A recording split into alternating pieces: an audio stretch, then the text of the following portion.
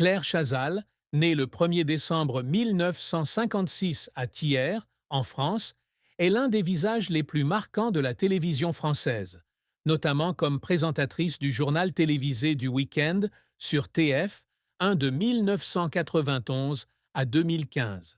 Cependant, derrière le halo de son illustre carrière, sa vie est aussi marquée par une profonde tristesse, dont la plus grande est probablement la solitude et la peur du temps qui passe, face à la mort et à l'oubli. Dans une interview accordée au magazine Gala en 2025, Claire Chazal confiait sa profonde peur. J'ai peur que le temps se réduise, peur de disparaître.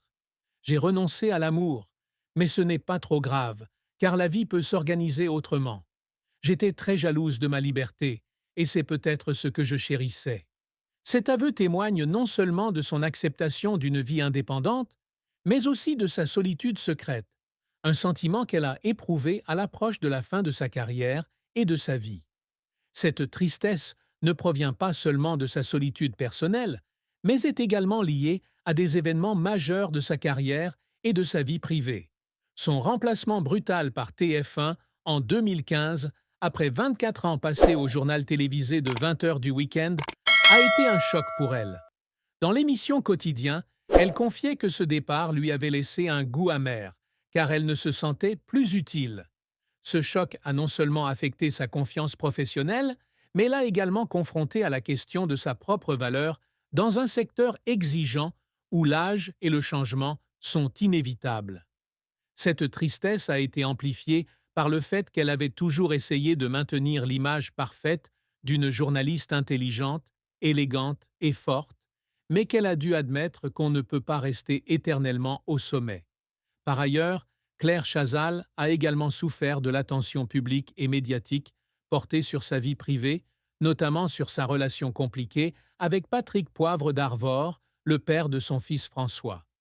Garder cette relation secrète pendant de nombreuses années, conjuguée à la pression de protéger son fils des projecteurs médiatiques, l'a plongée dans une tension constante. Sa plus grande tristesse réside donc dans la difficulté de concilier son image publique et son traumatisme personnel, entre la liberté qu'elle chérissait et la solitude qu'elle a dû accepter. La carrière de Claire Chazal a été un parcours inspirant, mais non dénué de difficultés et de souffrances. Née dans une famille diplômée, avec un père haut fonctionnaire et une mère enseignante, Claire a grandi dans un environnement où la discipline et l'effort étaient de mise.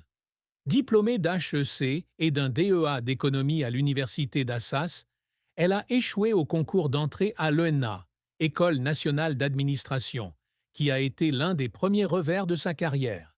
Cet échec, certes minime comparé à ceux qu'elle allait accomplir plus tard, a laissé des traces profondes, la forçant à redoubler d'efforts pour faire ses preuves dans le domaine du journalisme. La carrière de Claire Chazal a débuté dans les années 1980, où elle a travaillé dans la presse écrite, se spécialisant en économie. En 1988, elle est nommée correspondante économique à Antenne 2, où elle couvre occasionnellement les marchés boursiers depuis le palais Brongniart. À partir de 1989, elle travaille à la télévision, présentant le journal du matin sur Télématin, puis le journal du soir sur Antenne 2. En 1991, elle perce véritablement lorsqu'elle est recrutée par TF1 pour présenter le journal du week-end de 13 heures et 20 heures. Avec son professionnalisme, sa voix chaleureuse et son allure élégante, Claire devient rapidement l'emblème de l'information de TF1, attirant des millions de téléspectateurs chaque semaine. Pendant ses 24 années à TF1, Claire présente non seulement le journal, mais aussi des émissions spéciales telles que les élections présidentielles, parlementaires, régionales et européennes. Elle interviewe de nombreuses personnalités, dont les présidents français Nicolas Sarkozy et François Hollande.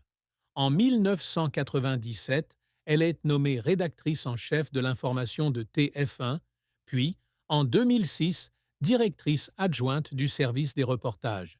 Ces succès confirment non seulement le talent de Claire, mais contribuent également à faire d'elle l'une des journalistes féminines les plus appréciées de France. Outre TF1, Claire a également marqué d'autres domaines. De 2006 à 2018, elle a animé l'interview de Claire Chazal sur Radio Classique, interviewant des personnalités du monde de la culture et des arts. Après avoir quitté TF1, elle a continué à travailler pour France 5 avec l'émission Entrée libre, rebaptisée plus tard Passage des Arts, de 2016 à 2019. Récemment, elle a animé Le Grand Échiquier sur France 2, où elle a exprimé sa passion pour la culture et les arts, en particulier la danse classique, un domaine qu'elle pratique depuis l'enfance.